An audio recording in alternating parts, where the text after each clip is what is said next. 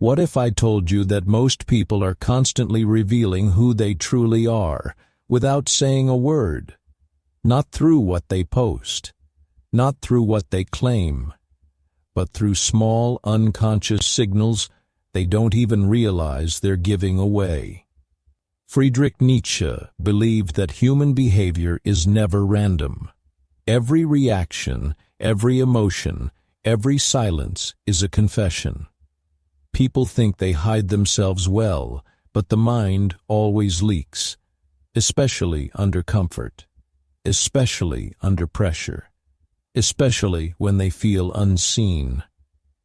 We are taught to listen to words, but psychology teaches us to watch patterns, and philosophy teaches us to question motives. When you learn to do both, you stop guessing people. You start reading them. This is not about manipulation. This is about awareness, about protecting your energy, about understanding why people act the way they do, so their behavior no longer confuses or controls you. In this video, we'll explore 13 psychological truths inspired by Nietzsche, insights that expose hidden intentions, silent fears, and unconscious desires. These truths won't make you suspicious. They'll make you calm. Because once you understand human nature, you stop taking things personally. By the end, you won't just see people differently. You'll see yourself more clearly, too. Let's begin. Truth 1. People reveal their character when they feel unobserved. One of Nietzsche's sharpest psychological insights was this: character is not revealed under attention, but under absence of it. When people believe no one is watching, the mask relaxes, and in that moment, truth appears. Most people perform when they feel observed. They become polite, ethical, impressive. They say the right things. They control their tone, their expressions, their behavior. But this version of them is curated. It is a response to expectation, not a reflection of identity. The real self emerges in subtle situations, when there is no reward for goodness and no punishment for cruelty. Notice how someone treats a waiter when no authority is present. Notice how they speak about others who are not in the room. Notice what they do when there is nothing to gain. These moments are not accidents. They are psychological leaks. Nietzsche understood that morality is often social, not internal. Many people behave well because they are seen, not because they are grounded. Remove the audience, and their true hierarchy of values becomes visible. Silence plays a powerful role here. When conversation pauses, when attention drifts, when structure disappears, people revert to habit. And habit is character. This is why the calm observer sees more than the loud participant. If you talk less, people fill the space. They reveal themselves through stories, complaints, jokes, and casual remarks they didn't plan to share. Not because they trust you, but because they forgot to guard themselves. This truth teaches you patience. You don't need to test people. You don't need to confront or provoke. Time and comfort will do the work for you. When someone consistently behaves with respect, even when unnoticed, that's integrity. When kindness disappears the moment it stops being useful, that's performance. And here's the deeper reflection. This truth applies to you too. Who are you when no one is watching? What patterns repeat when there is no external pressure? Self-awareness begins there. When you understand this, you stop judging quickly. You stop being impressed easily. And you start reading people not by what they promise, but by what they do when they think it doesn't matter. That is where truth lives. Truth 2. The need to be right is often a mask for insecurity. Nietzsche observed that the ego does not crave truth. It craves protection. One of the clearest ways insecurity reveals itself is through an obsessive need to be right. Not correct, but validated. Some people don't argue to understand. They argue to survive emotionally. Being wrong feels like a personal threat, not an intellectual adjustment. So they defend opinions aggressively, even when evidence changes, even when the conversation no longer matters. This is not confidence. This is fear wearing armor. A secure mind can say, "I was wrong," without collapsing. An insecure mind treats disagreement as disrespect. That's why some people raise their voice, interrupt, or shift the argument when logic fails. The goal is no longer truth. It is dominance. Nietzsche believed that many beliefs are emotional shelters. People cling to ideas not because they are accurate, but because those ideas stabilize their identity. To challenge the belief is to challenge the person. Watch how someone reacts when corrected gently. Do they become curious or defensive? Do they ask questions or attack motives? Their response tells you more than their opinion ever could. In everyday life, this appears in subtle ways. A person who must always have the last word. Someone who turns conversations into debates.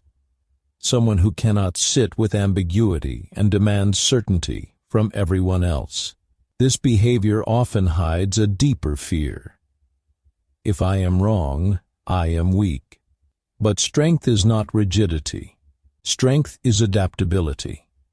Ironically, the loudest certainty often signals the most fragile foundation. A mind at peace doesn't need constant agreement.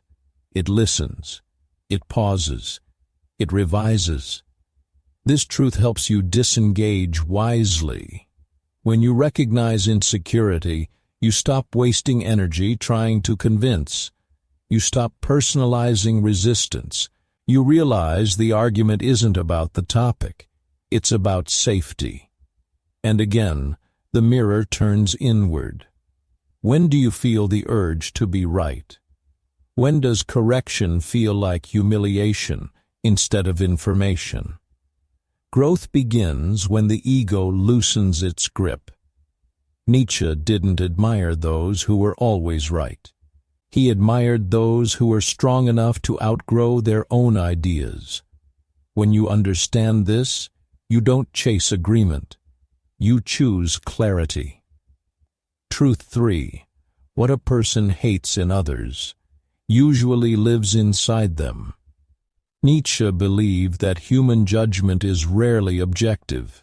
When people criticize with intensity, it is often not observation. It is projection. What they attack in others is frequently what they refuse to face within themselves. This happens unconsciously. The mind protects its self-image by pushing unwanted traits outward.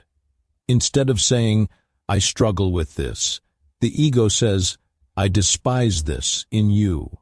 Hatred becomes a defense mechanism. Notice how some people fixate on specific flaws: arrogance, selfishness, weakness, laziness. The emotional charge is the clue. Calm observation doesn't carry rage. Projection does.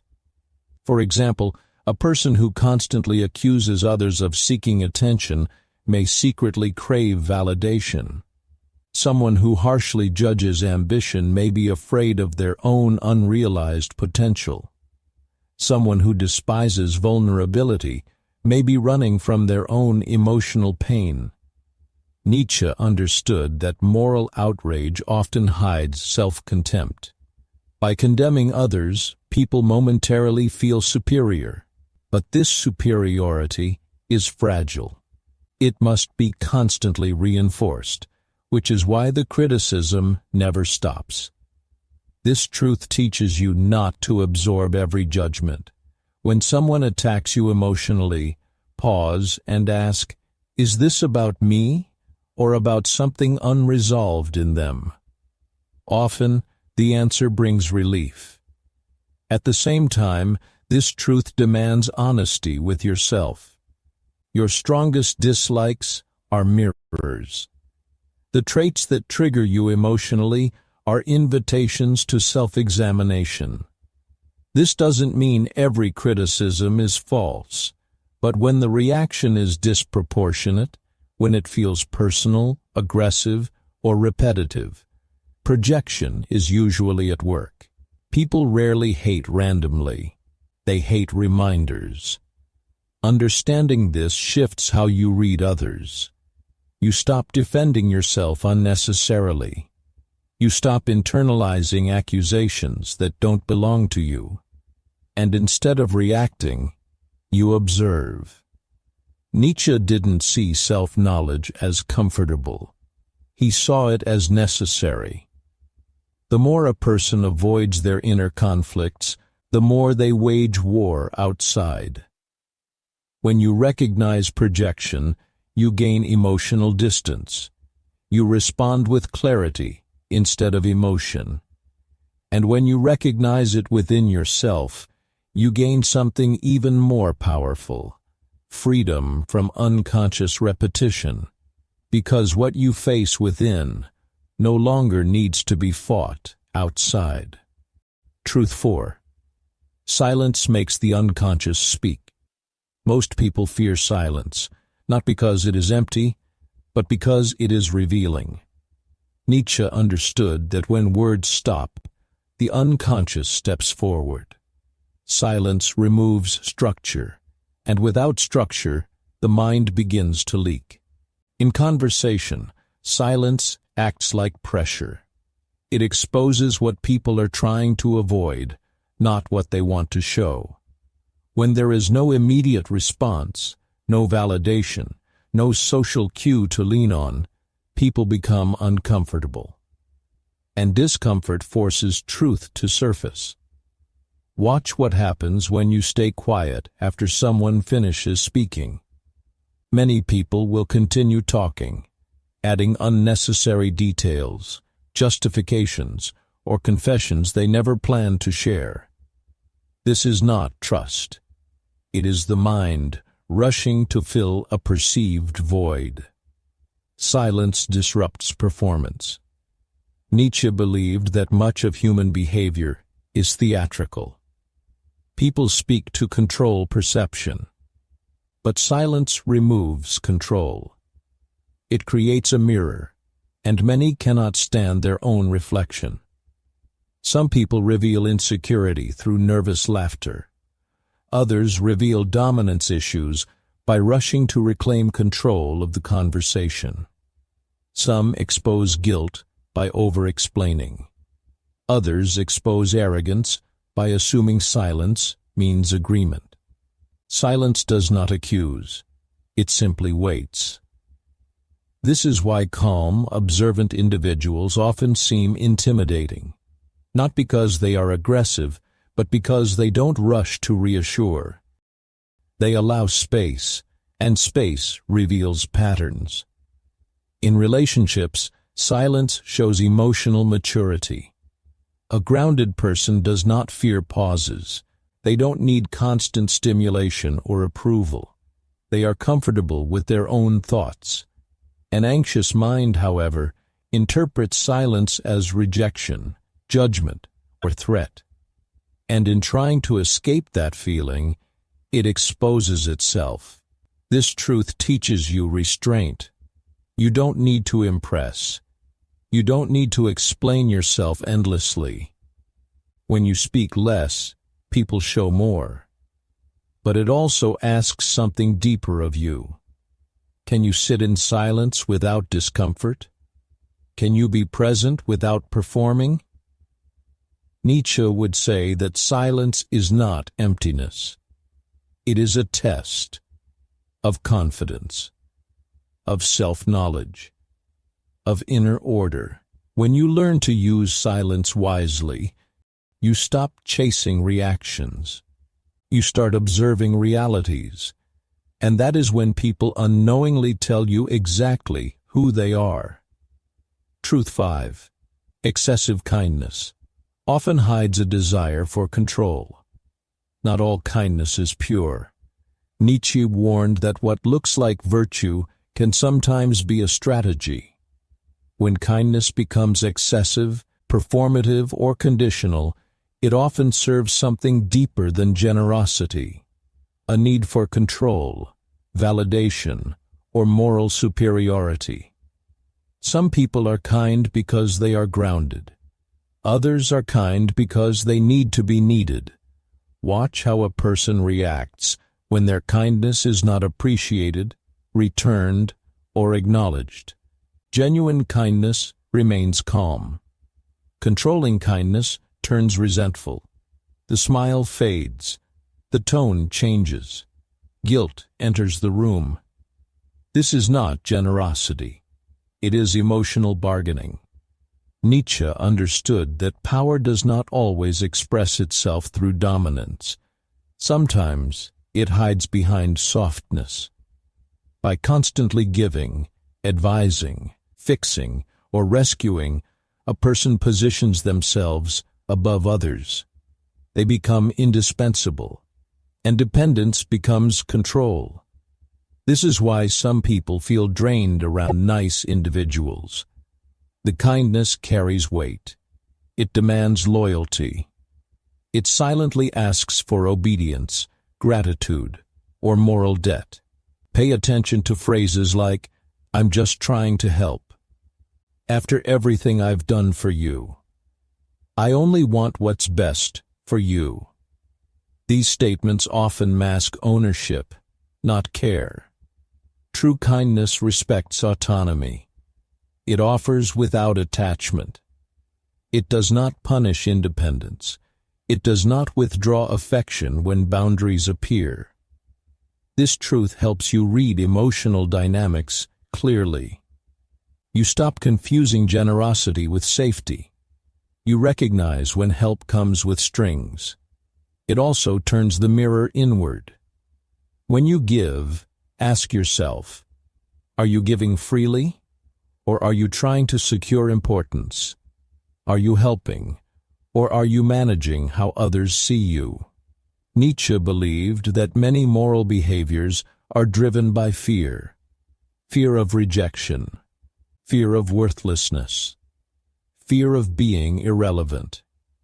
Excessive kindness can be a shield against those fears.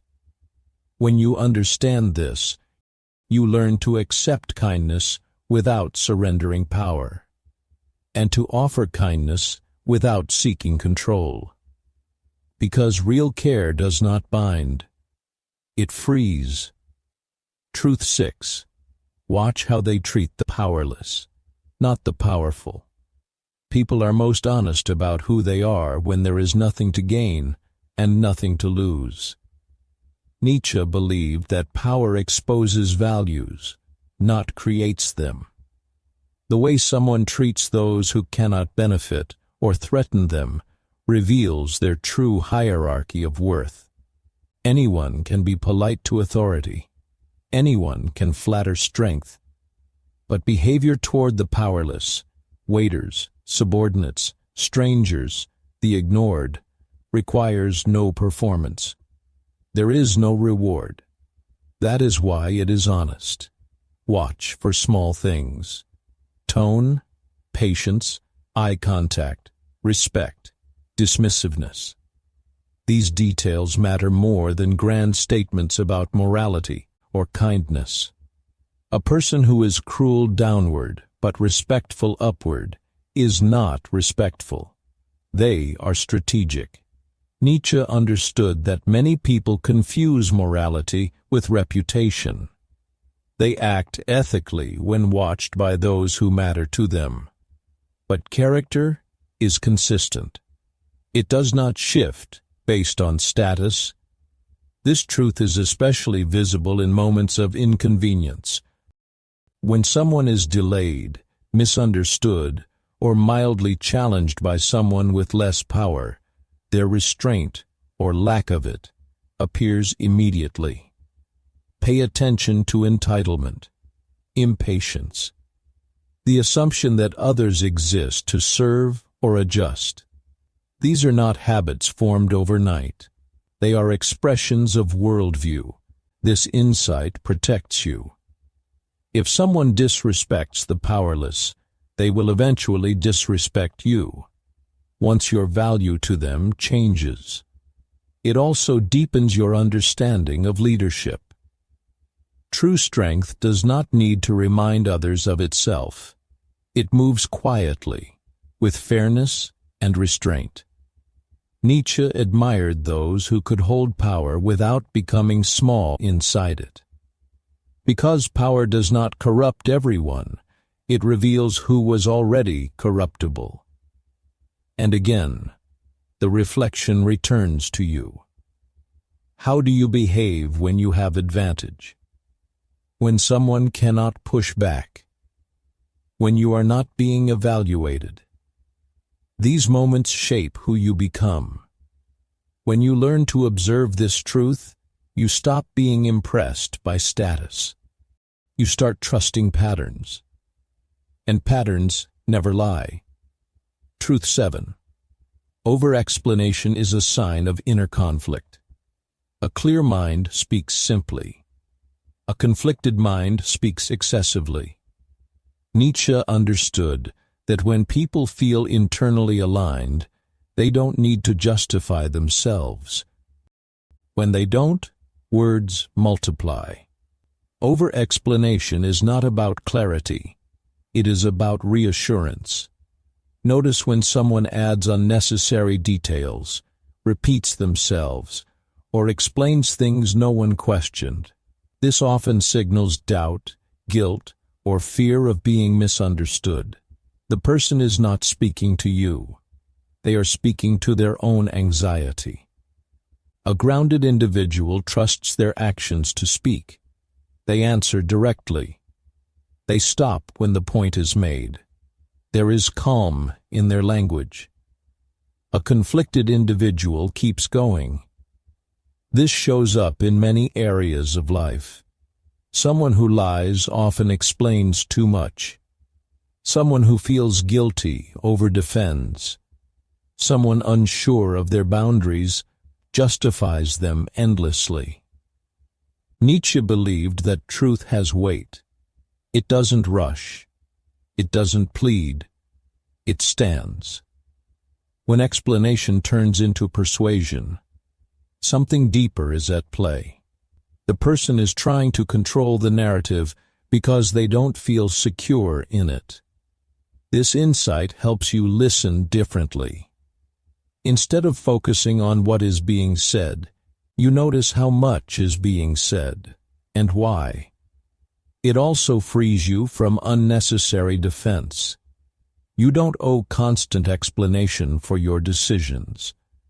The need to explain everything is often learned from environments where boundaries were punished. Silence, again, becomes powerful. When you stop responding to over-explanation with reassurance, people either calm down or reveal the real concern. And here's the inward turn. When do you over-explain? When do you feel the urge to prove, justify, or clarify beyond what's needed?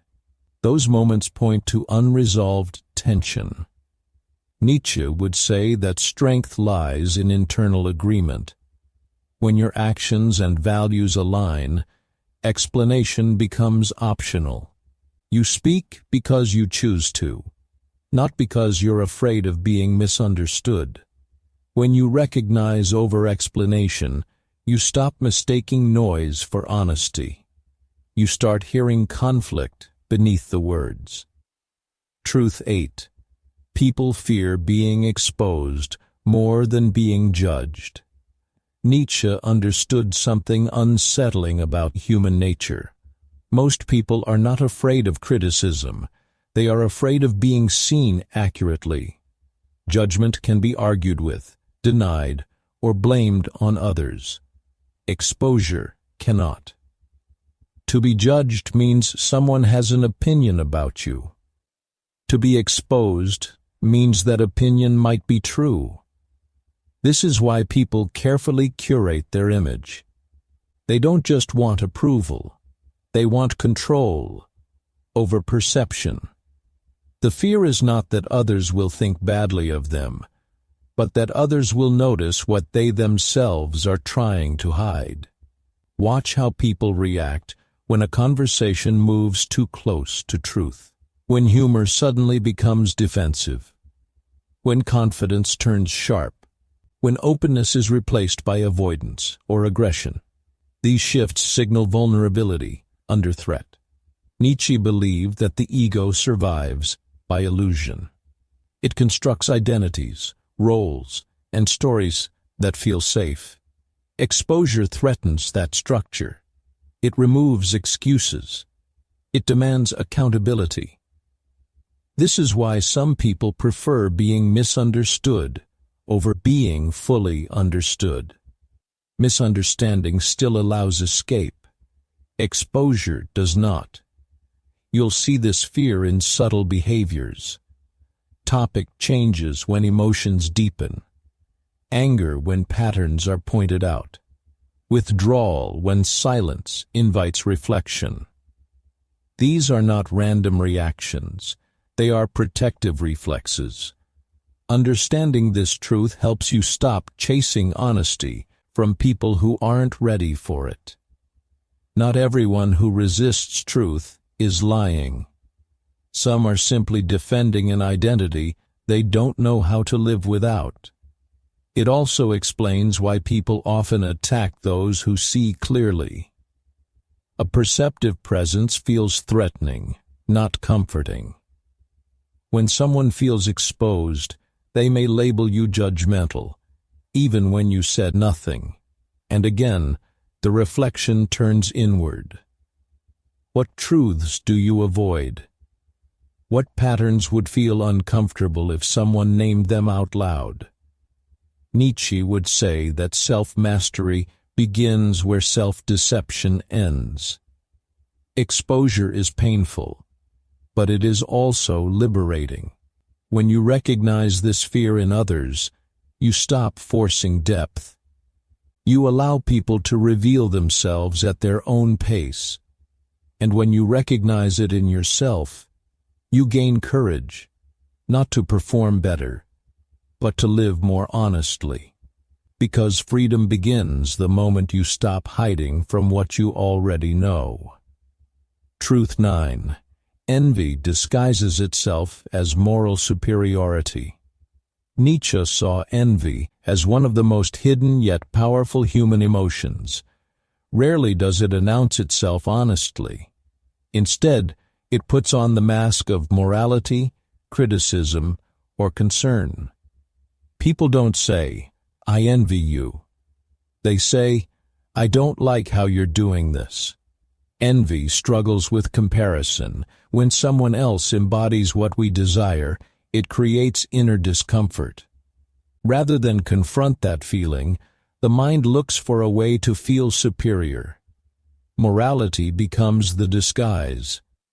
This is why successful, confident, or independent people are often criticized not for what they do, but for how they do it. Their tone is questioned. Their motives are doubted. Their character is reframed as arrogance, selfishness, or irresponsibility. Nietzsche understood that envy cannot attack strength directly, so it attacks values. If someone rises, the envious mind tries to lower the meaning of that rise. Watch for criticism that feels strangely personal, persistent, or moralizing. Statements like, "You've changed. That's not how a good person should behave." Success isn't everything. Often these are not observations. They are self-soothing narratives. This truth teaches you discernment. Not all criticism deserves equal weight. Some feedback comes from care. Some comes from comparison pain. Envy also explains why people may cheer for you at the beginning, but grow distant as you continue. As long as your success feels temporary, it is tolerable. When it becomes real, it threatens identity. Nietzsche believed that resentment grows where people feel powerless to become who they want to be. Instead of transforming themselves, they attack those who remind them of what they haven't claimed. The inward reflection matters here too. When do you feel the urge to moralize someone else's progress? When does judgment replace curiosity? Those moments point to unclaimed desire. When you recognize envy, both in others and in yourself, you stop personalizing negativity. You also stop suppressing your growth to stay acceptable. Because living smaller to avoid envy is still a form of self-betrayal. Nietzsche would say, "Rise without apology, but remain self-aware." When you understand this truth, you stop mistaking resentment for wisdom. You start listening for what criticism is really protecting. Truth 10. The loudest confidence is often the weakest. Nietzsche distrusted noise, not sound itself, but the kind that exists to convince rather than express. When confidence is real, it doesn't need volume. It doesn't demand attention. It is felt, not announced. The loudest confidence often appears as dominance, arrogance, or constant self-assertion. But beneath it, there is usually insecurity, struggling to be seen. The person is not expressing strength. They are compensating for doubt. Watch how often someone talks about their achievements, power, intelligence, or fearlessness. Genuine confidence does not need reminders.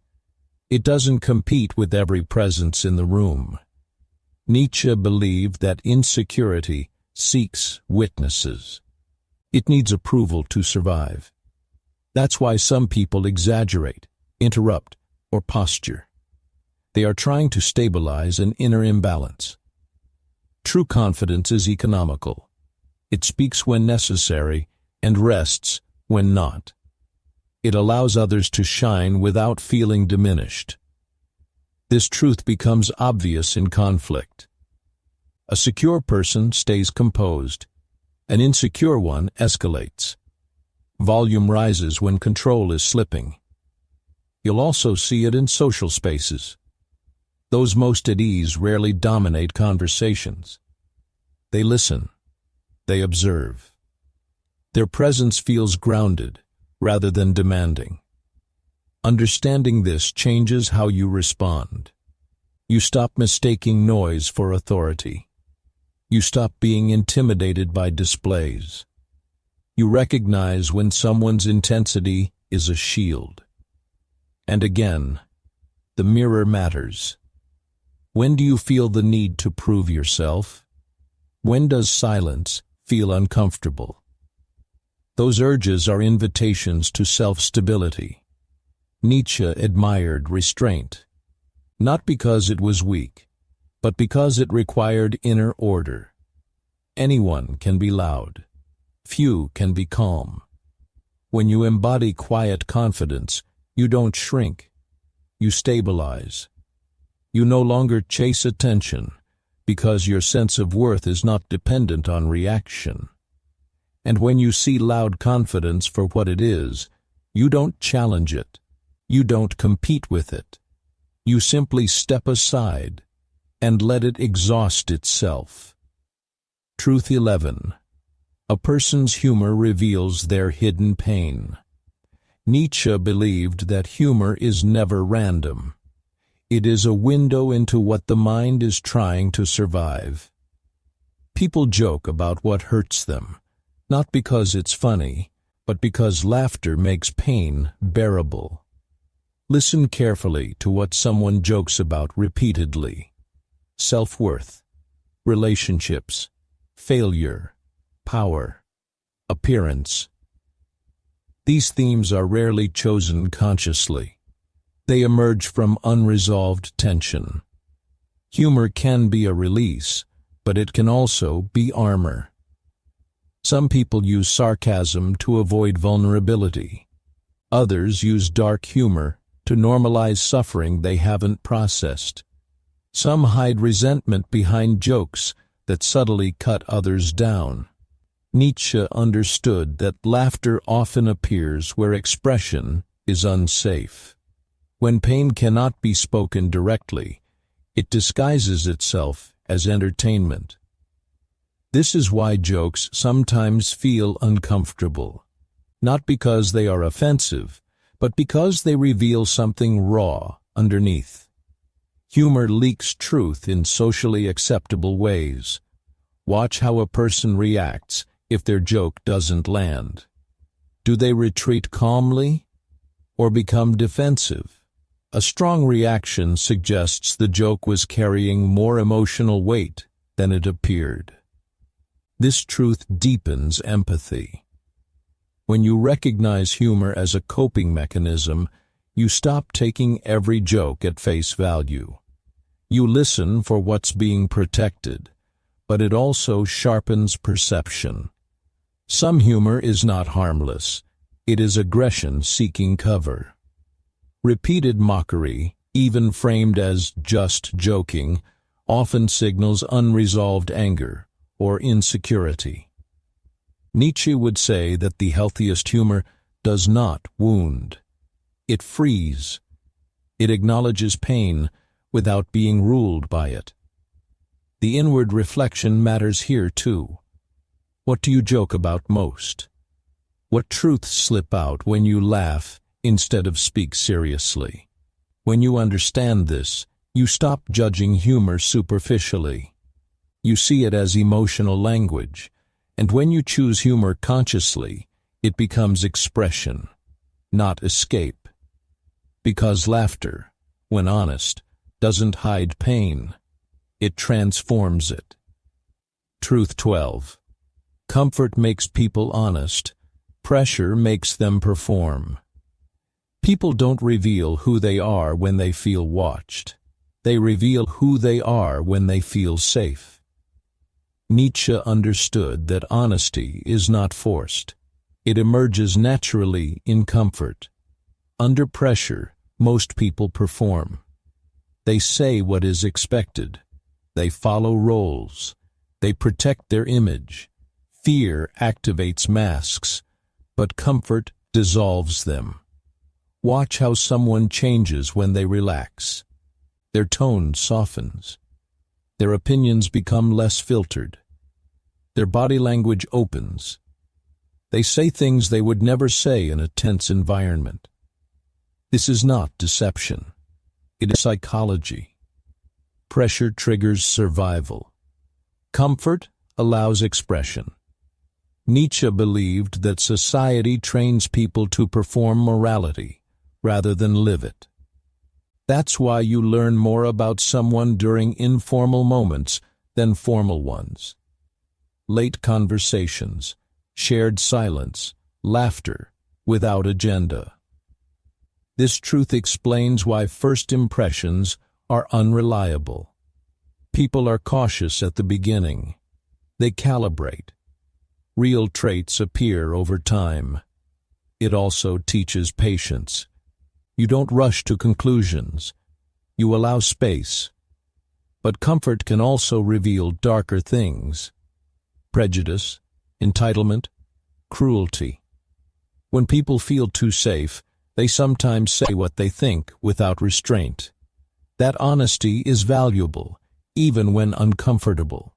The inward reflection is essential. Who are you when relaxed? What values remain when you're not trying to impress or protect yourself? Nietzsche would argue that character is what survives comfort, not what emerges under fear. When you understand this, you stop being manipulated by performances. You wait for patterns, because honesty doesn't shout. It slips out quietly. when no one is guarding it. Truth 13. Most people don't want truth. They want emotional safety.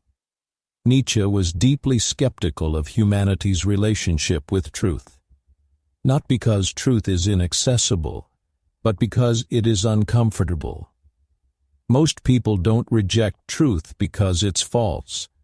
They reject it because it threatens emotional stability. Truth destabilizes identity. It questions narratives. It demands responsibility. Emotional safety, on the other hand, preserves comfort. This is why people often choose familiar lies over unfamiliar clarity. Why they surround themselves with agreement. Why they avoid perspectives that challenge their self-image. Watch how people react to uncomfortable facts. Do they engage or dismiss? Do they ask questions or change the subject? Resistance is rarely intellectual. It is emotional. Nietzsche believed that many beliefs exist not to explain reality, but to soothe anxiety. When truth threatens those beliefs, defense activates.